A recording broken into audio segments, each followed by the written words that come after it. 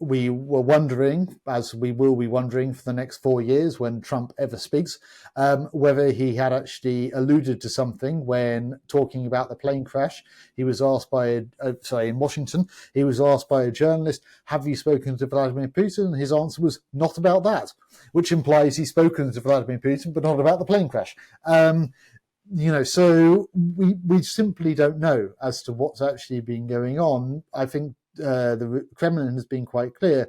The Americans have to come to us. We're not going to the Americans, and it has to be the Americans pretty much begging in order for the Russians to want to talk. Hello and welcome to Frontline for Times Radio. This time we're joined by lecturer and assistant professor in Russian and post-Soviet politics at the University of Bath, Russia expert at the Henry Jackson Society, and author of The Authoritarian International, Dr. Stephen Hall, to discuss the latest on Russia and the war in Ukraine. Dr. Hall, welcome. Thank you, Doris. In an interview earlier this week, Vladimir Putin has said that he would be open to sending a team to negotiate with Ukraine, but that Volodymyr Zelensky doesn't have the legitimacy to sign any ceasefire agreements. So where does that leave the possibility of negotiations? Well, it leaves the possibility of negotiations, I would argue, relatively ephemeral. Ultimately, I think Putin has always and consistently said that the only negotiations are going to be Istanbul plus. So this goes back to his allegation, false allegation, I would argue, that Ukraine and Russia were about to sign a deal in Istanbul, and it was Boris Johnson who came along to Kiev and decided that was the end. It wasn't going to happen. And this had led to, it was a very fair deal that Ukrainian neutrality, they were going to have to accept the loss of Crimea for at least 20 years, possibly less. They were going to have to accept loss of territory, and then they could just get on with it and everything would be okay. Now it's Istanbul plus, which is basically facts on the ground, what Russia has taken as well, which is having now recognized, or rather brought in, Luhansk and Donetsk, along with Zaporizhia and Kherson in the south of Ukraine, as official Russian territory, although no one recognizes them. And of course, they have some small controlled settlements in Kharkiv and in Mykolaiv and Dnipropetrovsk as well. So it's facts on the ground, plus the Istanbul agreements, plus whatever else Putin decides on the spur at the moment. So there's also the allegation he's been saying for a long time, and it's not just Putin, it's other people in the Russian regime, that Zelensky is illegitimate because he's gone past his presidential term limits, primarily because there hasn't been a new presidential election. The fact that there can't be because Ukraine is at war is immaterial, according to Putin. Zelensky is illegitimate, and therefore Putin is not going to sign a deal with Zelensky because, as he keeps on arguing, someone else may become president of Ukraine one day and decide that actually Zelensky was illegitimate, and they're not going to adhere to that deal. Putin is a legalist. He interprets legality as he sees fit, but he tries to hide what Russia does in legalese. So with the annexation of Crimea, he claimed the Kosovo precedent, as in fairness he'd done for Abkhazia and South Ossetia in 2008, and continuing to do for the Donbass, but he tries to hide what Russia does in legalistic language. So what he really means is Ukrainian neutrality, a pro-Russian regime in Kiev, and that Ukraine has to accept what Russia has taken, and probably other things as well. The West has to stop sanctioning Russia. It has to end sanctions. It has to agree to Ukrainian neutrality, cannot support the Ukrainian regime. And if Ukraine was to be reinvaded again, then the Western states can support Ukraine, but they need to have Russia's acquiescence to that. As it's likely that Russia would be the one invading Ukraine, it's unlikely they would then accept Western support for Ukraine, but that's by the by. So this is what he means by negotiations and what he would like to see happen to Ukraine. And aside from these comments that he's made to a journalist in Moscow, Putin said very little in response to this sort of President Trump's repeated calls for ceasefire talks. Is there any sign that Trump's talk of negotiations is cutting through to the Kremlin? Well, I mean, Dmitry Peskov, the Kremlin spokesperson, keeps on saying they haven't spoken. We were wondering, as we will be wondering for the next 4 years when Trump ever speaks, whether he had actually alluded to something when talking about the plane crash. He was asked by, in Washington, he was asked by a journalist, have you spoken to Vladimir Putin? And his answer was, not about that, which implies he's spoken to Vladimir Putin, but not about the plane crash. So we simply don't know as to what's actually been going on. I think the Kremlin has been quite clear. The Americans have to come to us. We're not going to the Americans, and it has to be the Americans pretty much begging in order for the Russians to want to talk. Because the way they see it, this is a defensive war. Russia was forced to attack Ukraine because of what the West has been doing, principally America. So I think potentially this is a way. Putin has obviously heard what Donald Trump has said, that he's going to try and break the Russian economy if they don't negotiate. Putin has said, I'm open to negotiations, the ball's back in your court, but you have to deal with what we consider to be an American colony, that is Ukraine. You have to deal with Zelensky, and if you really want the negotiations, and you have been talking consistently about it, that you would solve the crisis on day one of being president, you're going to have to deal with Zelensky. You're going to have to find a way where we can get the Ukrainians to the negotiating table, wherever that negotiating table will end up being, and where they will just sign the document that we put in front of them, giving what we already have decided between us as great powers. Russia takes a very realistic view using the realist international relations theory. America and Russia are great powers. At least Russia considers itself to be a great power. Whether it actually is another matter. But Ukraine is a small power, and small powers get crushed, and that's life. So, yes, that's basically where we are at the moment in regards to this. I think it's very much Putin is saying to Trump, well, I'm happy to negotiate, but you have to remove Zelensky. And is there any sign of that happening? I mean, what is it that Putin's really hoping to get out of a Trump presidency? And does he look like he's still set on that?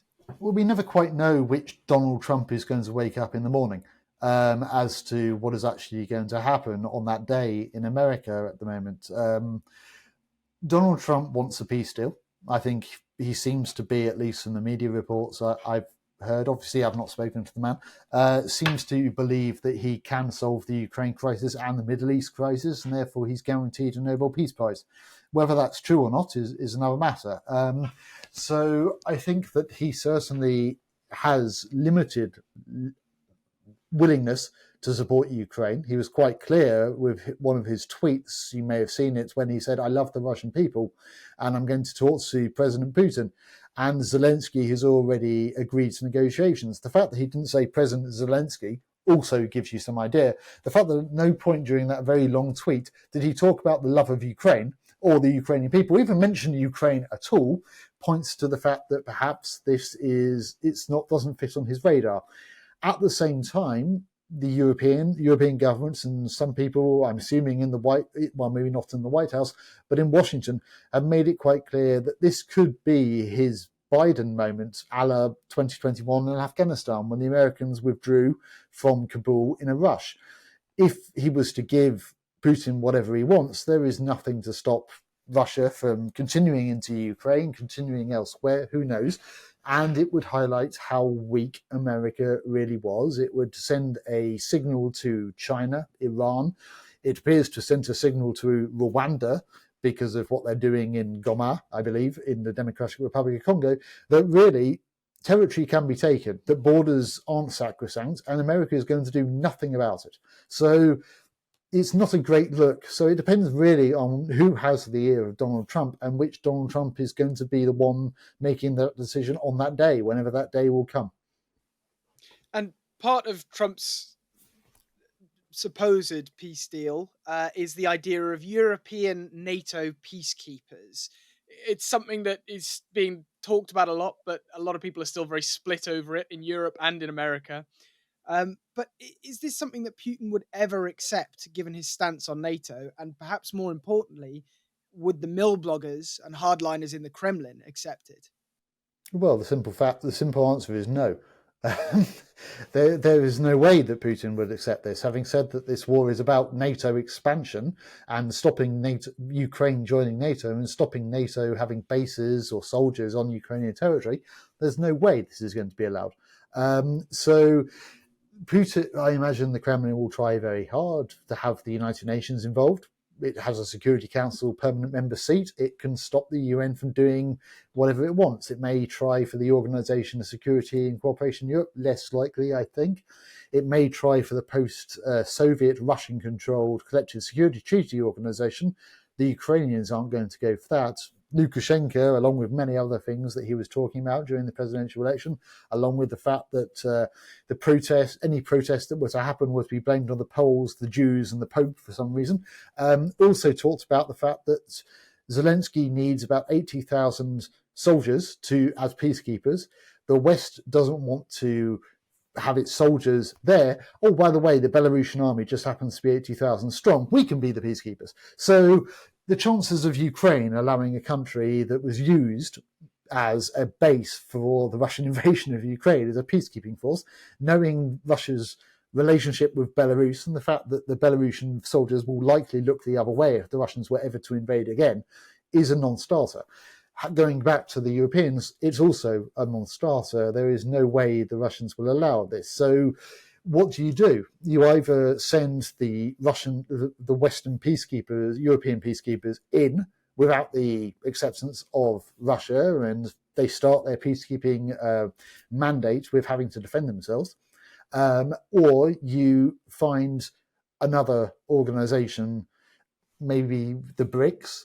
I mean, I can't remember who the German minister was or how close he was to the ministry. He talks about the Chinese.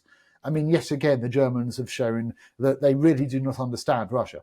And they're still talking about, allowing gas, getting the gas supply back from Russia along with Viktor Orban, but Viktor Orban is Viktor Orban. The Germans do not ever seem to understand and shoot themselves in the foot, but I'm going off on a tangent.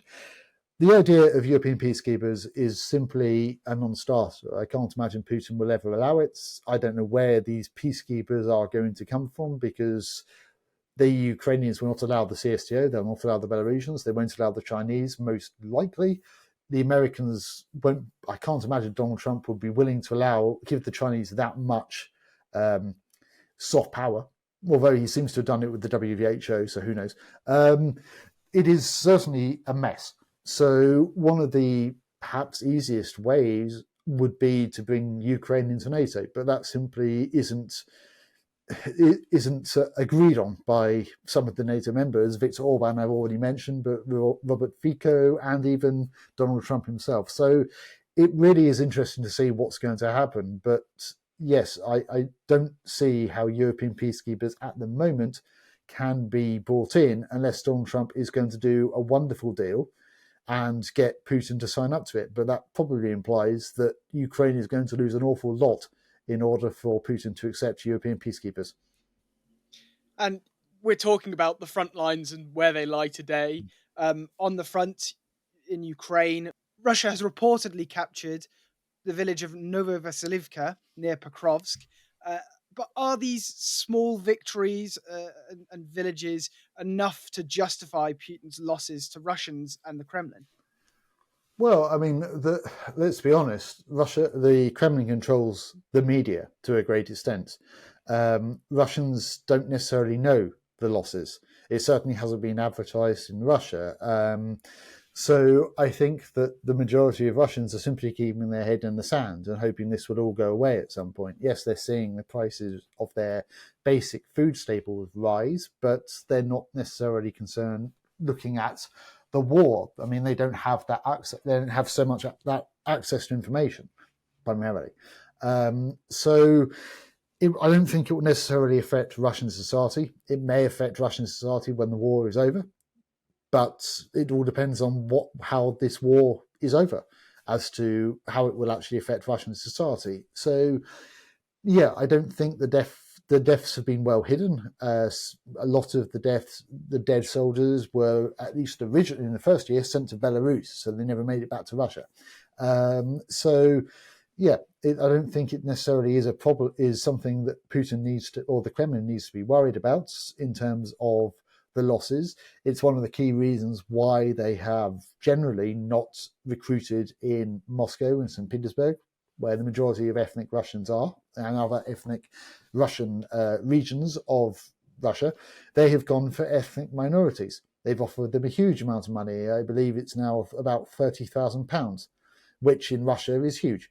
So, yes, you may die, you may get injured, but you also may not. It's less likely because of the meat assaults, but you may not. And at least if you listen to what they promise you, your family will be well looked after. Whether they are or not, you don't know because you're dead. But you take that risk, I guess.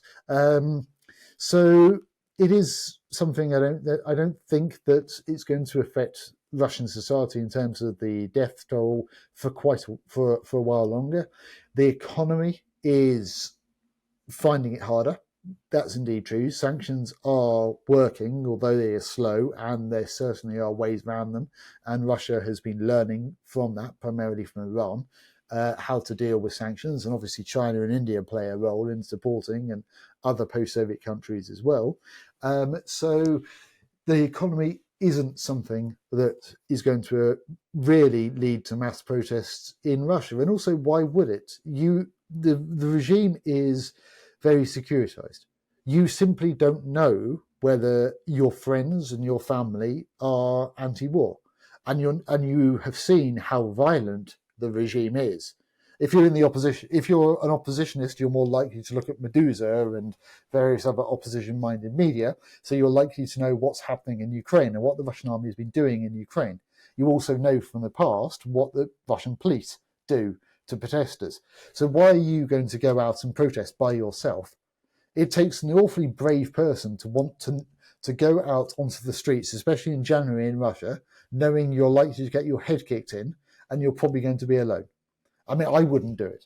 So we can't expect Russians, knowing what their government has done, to want to go out unless we're going to arm them, which leads to a huge issue. So it is a very weird situation at the moment, but what we would expect to happen in the West probably isn't something that will happen in Russia. So mass deaths and economic crisis in the West would probably lead to mass protests. That isn't necessarily the case in Russia. To an extent, I agree. The regime was right. Russians know how to suffer, and that will continue for a while. And with that in mind, then, do you think Putin would be happy or willing to go to the negotiation table, with what Russia holds today in Ukraine? Or is he still holding out for that wider capturing the whole of the Donbass objective? Or do you think somewhere in his mind, perhaps there is still this idea that he could reach these maximum objectives, overthrowing the Ukrainian government and effectively taking control of Ukraine? Well, I think that Putin believes he's winning this war. Now, he's quite close in terms of taking the whole of Donbass. I think there's about 3% left for Donetsk, and he's very close to Luhansk as well. They are, if they take Pokrovsk, they can get through to Dnipropetrovsk, the oblast of Dnipropetrovsk, and onto the city of Dnipro. And if they can get across into Dnipro and the bridges haven't been blown, they can get across the Dnipro River, and who knows where they can go from there. There are fewer fortifications. As far as I know, I'm not a military expert, but from my understanding, there are fewer fortifications that have been built by the Ukrainians. The territory is far more open. So if the Russians are able to break through, who knows? I mean, they haven't been particularly adept, it has to be said, in the past, of moving at speed. They have preferred to wear down the Ukrainian defenders with countless meat assaults. But that may change if they were able to break through the lines. Now, I'm not saying that's going to happen. By the speed the Russian army is currently moving, someone has estimated they'll be in Kiev in 300 years' time. So it could be quite a while. Putin won't be around, which is nice to think about, but neither will we. So, it's certainly, I would say, a possible scenario. But I think Putin believes he's winning. And if there are going to be negotiations, it's going to be negotiations which don't mean anything. that will be ignored by Russia. You go back to what happened with Minsk. I mean, the Russians always complain that Angela Merkel was, the reason why Minsk didn't work out, and she has been quite very clear about it. And so was Francois Hollande, that Minsk was a way to give Ukraine the support necessary for what was coming again.